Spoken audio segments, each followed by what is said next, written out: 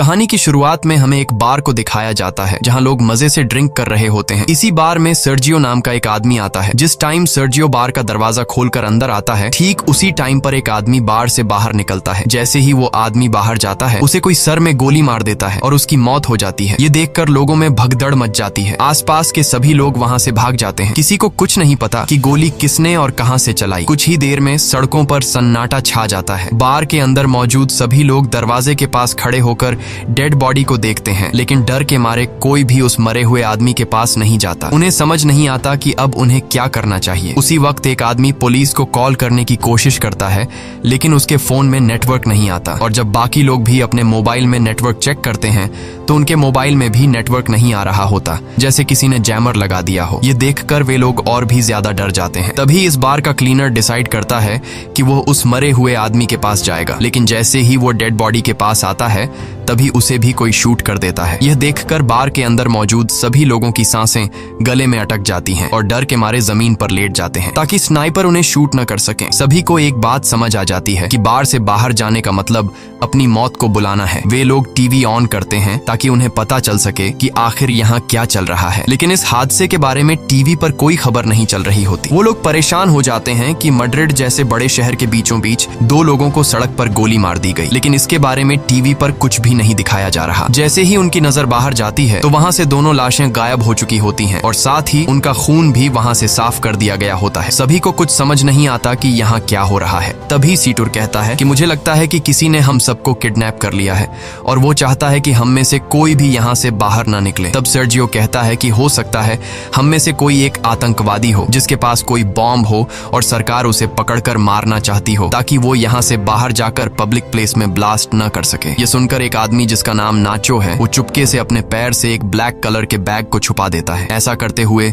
Sergio उसे देख लेता है। अब सर्जियो को यकीन हो जाता है कि नाचो एक आतंकवादी है, जरूर उसके बैग में कोई बॉम्ब होगा। वह सबको नाचो को पकड़ने के लिए बोलता है। नाचो को पकड़ने के बाद जब ये लोग उसके बैग को छीन लेते हैं तब नाचो कहता है कि बैग को मत खोलो, इसमें कुछ भी नहीं है, लेकिन ये लोग उसकी बात नहीं मानते और जब बैग को खोला जाता है तो उसमें से कुछ कपड़े और एक हार्ड डिस्क निकलती है। एलिना नाचो से पूछती है कि इस हार्ड डिस्क में क्या है। नाचो कहता है कि इसमें ऐसी कोई भी चीज नहीं है जिससे किसी को भी नुकसान हो। वो कहता है कि मैं एक एड कंपनी में काम करता हूँ और इस हार्ड डिस्क में मेरे काम की फाइल्स हैं, लेकिन एलिना उसकी कोई बात न मानते हुए उसकी हार्ड डिस्क तोड़ देती है, पर हार्ड डिस्क के अंदर कुछ नहीं होता। नाचो गुस्सा हो जाता है कि तुम सब मुझ पे शक क्यों कर रहे हो, सामने एक दूसरा ब्रीफकेस भी पड़ा हुआ है, शायद उसमें कोई बॉम्ब हो। वो सबसे पूछता है कि यह ब्रीफकेस किसका है। तब सर्जियो कहता है कि यह ब्रीफकेस मेरा है और अगर मेरे ब्रीफकेस को किसी ने छूने की कोशिश की तो मैं उसे मार दूंगा। लेकिन यहाँ अंड्रे नाम का एक आदमी अपनी बंदूक निकालता है और सर्जियो पर तान देता है। बंदूक के नोक के सामने सर्जियो अब कुछ भी नहीं कर सकता था, इसलिए बार की मालकिन अम्पारो ब्रीफकेस को उठा लेती है, लेकिन अम्पारो ब्रीफकेस खोलने से डर रही थी। तभी एक भिखारी जिसका नाम इजराइल है, वह ब्रीफकेस को खोल देता है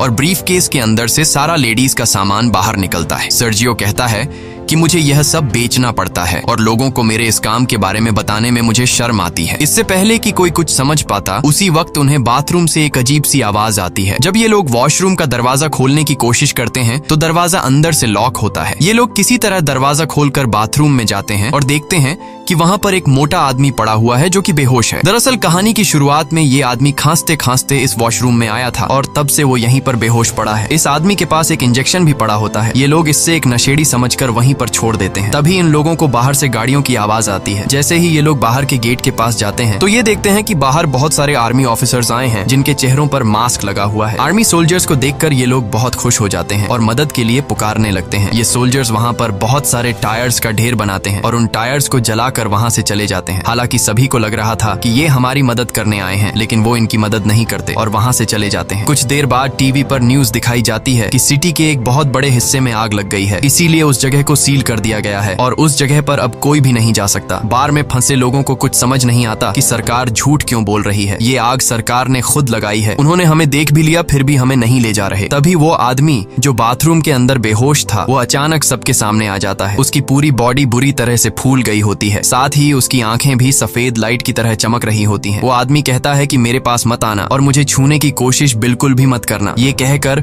वो आदमी गिरकर मर जाता है और उसके हाथ से मोबाइल भी छूटकर गिर जाता है। तभी इजराइल मुस्कुराते हुए इस मरे हुए आदमी की आंखों पर कॉइन्स रख देता है और कहता है कि हम सब मरने वाले हैं। दूसरी तरफ ये लोग उस मरे हुए आदमी का मोबाइल फोन उठा लेते हैं और देखते हैं कि ये आदमी तो एक आर्मी ऑफिसर था। इस आर्मी ऑफिसर के फोन में कुछ फोटोज होती हैं जिनमें लोगों ने वायरस से बचने वाले सूट पहने होते हैं। ये देखकर नाचो समझ जाता है कि ये जो आदमी मरा है ये इन्फेक्टेड था और इन्फेक्शन से इसकी जान चली गई है और हो सकता है कि शायद अब यहाँ और भी लोग इन्फेक्टेड हो गए हों और सरकार हमें इसलिए यहाँ से बाहर जाने नहीं दे रही ताकि हमारी वजह से बाहर की दुनिया में इन्फेक्शन न फैल सके। इसलिए गवर्नमेंट ने इस जगह को सील कर दिया है और सरकार हमें किसी भी कीमत पर यहाँ से बाहर जाने नहीं देगी। उनकी नजर अभी भी हम पर है और अगर कोई भी यहाँ से बाहर जाएगा तो वो लोग उसे मार गिराएंगे, इसलिए हमें अंदर से ही मदद बुलानी पड़ेगी। तब नाचो इस आदमी के मोबाइल फोन से सिग्नल लाने की कोशिश करता है और वो एक टेबल पर चढ़कर सिग्नल लाने के लिए फोन को ऊपर करता है तो उसके मोबाइल में नेटवर्क आ जाता है। वो ये बात सबको बताता है कि मोबाइल में नेटवर्क आ चुका है। नाचो अपने एक दोस्त को कॉल करता है। नाचो का दोस्त नाचो से कहता है कि तुम जल्दी से किसी भी मीडिया वाले को कॉल करके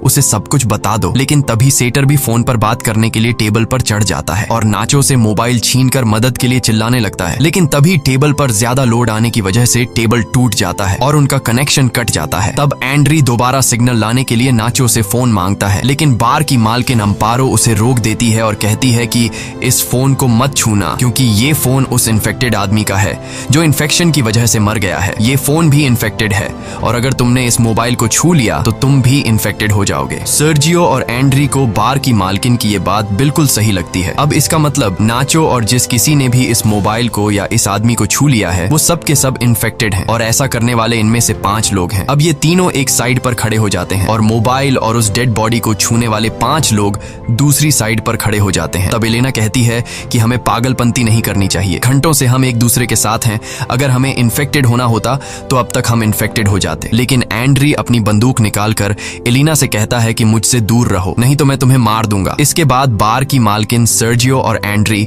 सभी को अपनी बंदूक से धमकाता है और कहता है कि तुम सब नीचे बंकर में चले जाओ और हम तीनों को यहीं पर छोड़ दो ताकि तुम्हारी वजह से हम लोग इन्फेक्टेड ना हो जाएं और अपने साथ इस इन्फेक्टेड डेड बॉडी को भी नीचे बंकर में ले जाओ। ये पांचों ऐसा करने से इनकार कर देते हैं, लेकिन तभी एंड्री गोली चलाता है जिसके बाद इन लोगों को मजबूरन उनकी बात माननी पड़ती है और ये सभी पांचों लोग डेड बॉडी को लेकर नीचे बंकर में चले जाते हैं और उनके पीछे बंकर का दरवाजा ऊपर से बंद कर दिया जाता है। अब ऊपर बस 3 लोग बचे हुए हैं। नीचे बंकर में मौजूद 5 लोग बहुत ज्यादा परेशान होते हैं। तभी ट्रिनी नाम की एक औरत की तबीयत अचानक बहुत ज्यादा खराब हो जाती है। वो सीढ़ियों पर चढ़कर बाहर के 3 लोगों को चिल्ला चिल्ला कर दरवाजा खोलने के लिए कहती है, लेकिन कोई उसकी बात नहीं सुनता। सीढ़ियों पर खड़ी होकर दरवाजे को मारने के दौरान ट्रिनी का बैलेंस बिगड़ जाता है और वो नीचे गिर जाती है, लेकिन गिरते दौरान उसका पैर वहां पास रखे बॉटल्स के क्रेट्स पर लग जाता है जिससे वो बॉटल्स भी नीचे गिरकर टूट जाते हैं। बॉटल्स के अंदर मौजूद पानी एक साइड पर बहने लगता है जिससे इन 5 को अंदाजा हो जाता है कि जरूर यहाँ से नीचे बाहर जाने का कोई रास्ता है। जब ये लोग वहाँ पर पड़े गट्टों को हटाते हैं तो नीचे उन्हें एक ड्रेनेज नजर आता है। इसका मतलब ये लोग वहाँ से पानी के रास्ते से होते हुए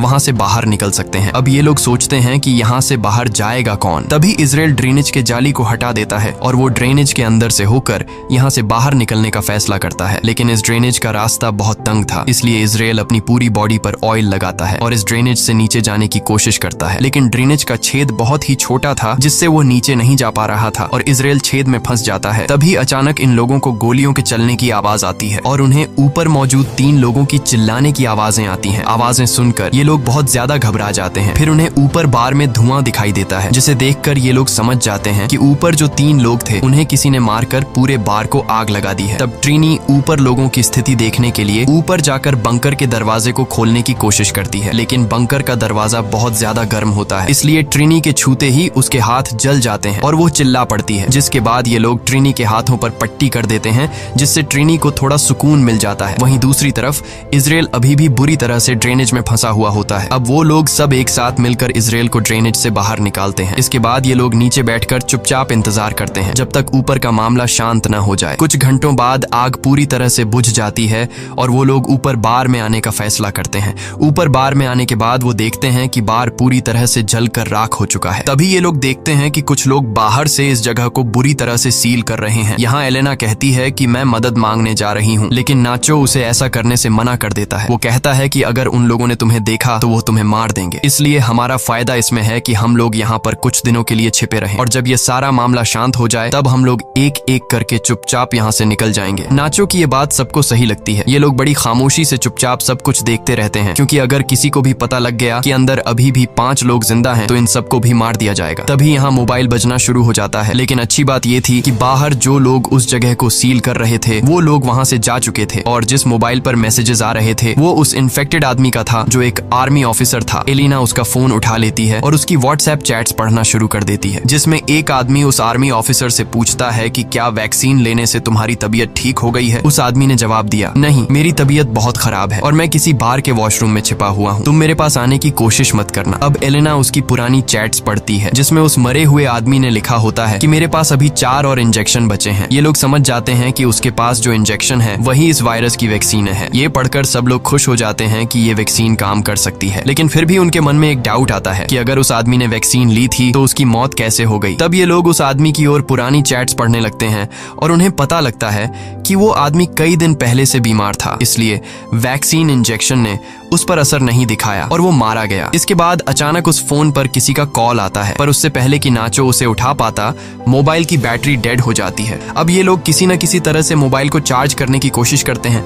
नाचो को वहां गन मिल जाती है जिसे वो चुपचाप उठा लेता है। वहीं एलेना कहती है कि उस आदमी ने चैट्स में ये लिखा था कि मेरे पास 4 और बची है, तो क्यों ना हम उन 4 वैक्सीन को ढूंढें। जिसके बाद ये लोग वापस नीचे बंकर में आते हैं और उस डेड बॉडी की चेकिंग करने लग जाते हैं, लेकिन उन्हें वहां पर कोई वैक्सीन नहीं मिलती। तभी उन्हें याद आता है कि ये आदमी सबसे पहले वॉशरूम गया था। जब ये लोग वॉशरूम पहुंचते हैं तो वहां पहले से इजराइल वैक्सीन को हाथ में लेकर बैठा था। नाचो और बाकी सब इजराइल को बहकाने की कोशिश करते हैं और कहते हैं कि वैक्सीन हमें दे दो, पर इजराइल कहता है कि तुम लोग 5 हो और वैक्सीन 4। अगर मैंने तुम लोगों को वैक्सीन दे दी तो तुम लोग मुझे मेरे हिस्से का एक वैक्सीन नहीं दोगे, क्योंकि मैं एक भिखारी हूँ और तुम लोगों को मेरी जिंदगी की कोई अहमियत नहीं है। इसलिए इजराइल सबसे पहले एक इंजेक्शन निकालकर अपने आप को इंजेक्ट करने लगता है। तभी नाचो उस पर अपनी बंदूक तान देता है, लेकिन इजराइल फिर भी वैक्सीन अपने शरीर में इंजेक्ट कर लेता है, जिसके बाद नाचो और इजराइल के बीच हाथापाई शुरू हो जाती है। इजराइल नाचो पर हावी हो जाता है और उसकी गन को छीन लेता है। इसी हाथापाई के दौरान वैक्सीन इजराइल के हाथ से छूटकर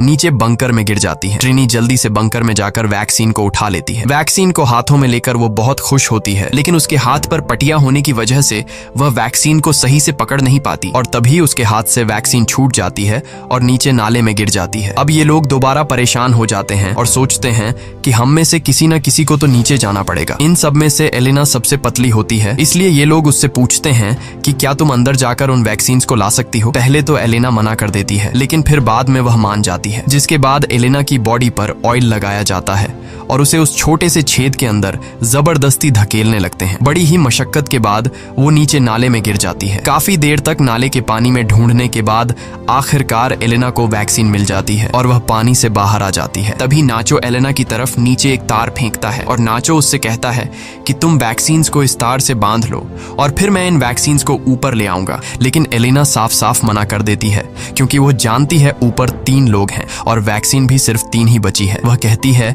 कि अगर मैंने तुम लोगों को वैक्सीन दे दी तो तुम लोग वैक्सीन का इस्तेमाल कर लोगे और मुझे बिना वैक्सीन के यहीं पर छोड़ दोगे। एलेना सबसे कहती है कि अगर तुम्हें वैक्सीन चाहिए तो तुम लोगों को नीचे आना पड़ेगा। मैं अभी इस वैक्सीन का इस्तेमाल नहीं करूंगी और अपने पास संभाल कर रखूंगी। जब तुम सब नीचे आ जाओगे तब हम बैठकर फैसला करेंगे। अब ऊपर मौजूद लोगों के पास और कोई दूसरा रास्ता तो था नहीं, इसलिए ये लोग उस छेद का रास्ता बड़ा करने के लिए उसे तोड़ने लग जाते हैं। जब ये लोग छेद को तोड़ने में लगे होते हैं तब एलिना बाहर का रास्ता ढूंढना शुरू कर देती है। थोड़ी दूर जाने के बाद उसे एक जगह पर रोशनी दिखाई देती है। सबसे पहले वह इंजेक्शंस को वहां पर बने एक गड्ढे में छुपा देती है। उसके बाद वह सीढ़ियों से ऊपर जाकर देखती है कि बाहर बहुत सारी पुलिस फोर्स है जिन्होंने पूरे एरिया को कवर कर रखा है और वो लोग बार में मरे उनके 3 साथियों को जला रहे हैं। तब हम देखते हैं कि बाकी के 4 लोग जो ऊपर बंकर में थे उन्होंने छेद का रास्ता बड़ा कर दिया है और वे भी अब किसी न किसी तरह से नीचे आ जाते हैं। नीचे आते ही इजराइल और नाचो के बीच एक बार फिर फाइट शुरू हो जाती है। नाचो इस बार इजराइल से गन छीनना चाहता था और इस बार नाचो उससे बंदूक छीन लेता है। तभी पानी के अंदर से गोली चलने की आवाज आती है और नाचो ऊपर आ जाता है। जब ये लोग देखते हैं कि नाचो तो ऊपर आ गया है पर इजराइल अभी तक बाहर नहीं आया तो वो समझ जाते हैं कि इजराइल मर चुका है और ये लोग आपस में एक दूसरे को कहने लगते हैं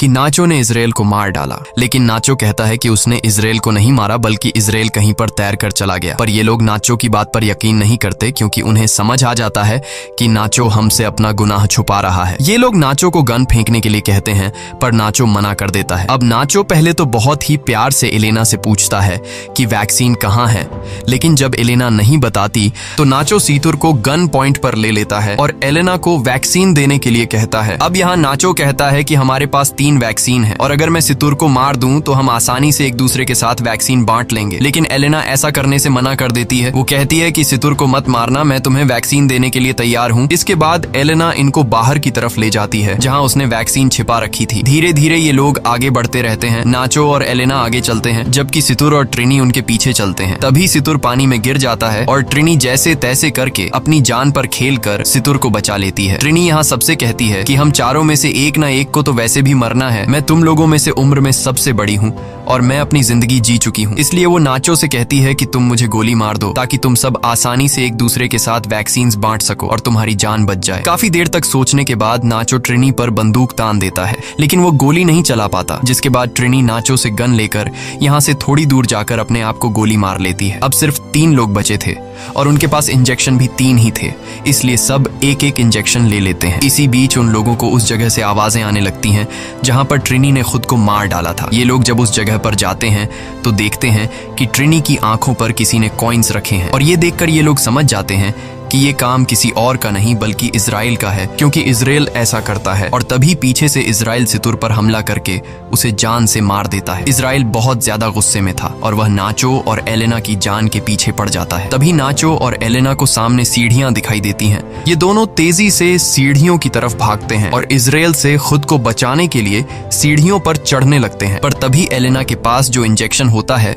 वो उसके हाथ से छूटकर नीचे गिर जाता है। अब क्योंकि इजराइल भी उनको मारने के लिए उनके पीछे सीढ़ियों पर चढ़ रहा था, इसलिए अब एलेना इंजेक्शन उठाने के लिए वापस नहीं जा सकती थी, क्योंकि अगर वह नीचे जाती तो इजराइल उसे मार देता। तभी इजराइल नाचो को पैर से पकड़ लेता है। तब नाचो को एहसास हो जाता है कि वह बाहर नहीं जा पाएगा, इसलिए अपना वैक्सीन एलेना को पकड़ा देता है और उसे कहता है कि अपना ख्याल रखना है। तभी इजराइल नाचो को पैर से पकड़कर नीचे जोर से खींच लेता है, जिससे ये दोनों नीचे गिर जाते हैं और उनकी मौत हो जाती है। तब एलेना नाचो का दिया हुआ वैक्सीन खुद में इंजेक्ट करती है और ऊपर ड्रेनेज का ढक्कन खोलकर बाहर निकल आती है। बाहर निकलते ही उसे बहुत सारे लोग दिखाई देते हैं और वह देखती है कि सरकार ने यहाँ से आगे का पूरा इलाका सील कर दिया है। तभी एक औरत अपना जैकेट निकालकर एलेना को पहना देती है और एलेना लोगों में घुल मिल जाती है। इस कहानी में कुछ बेगुनाह लोग भी मारे जाते हैं, लेकिन गवर्नमेंट को यह कदम मजबूरी में उठाना पड़ा, क्योंकि अगर ये लोग बिना वैक्सीन के लोगों में घुल मिल जाते तो यह वायरस पूरी दुनिया में फैल सकता था। इसलिए गवर्नमेंट को अपनी कंट्री के पब्लिक की सेफ्टी के लिए यह कदम उठाना पड़ा। इसी के साथ ये कहानी खत्म हो जाती है। अगर आपको वीडियो अच्छी लगी हो तो हमारे चैनल को सब्सक्राइब और वीडियो को लाइक जरूर कीजिएगा।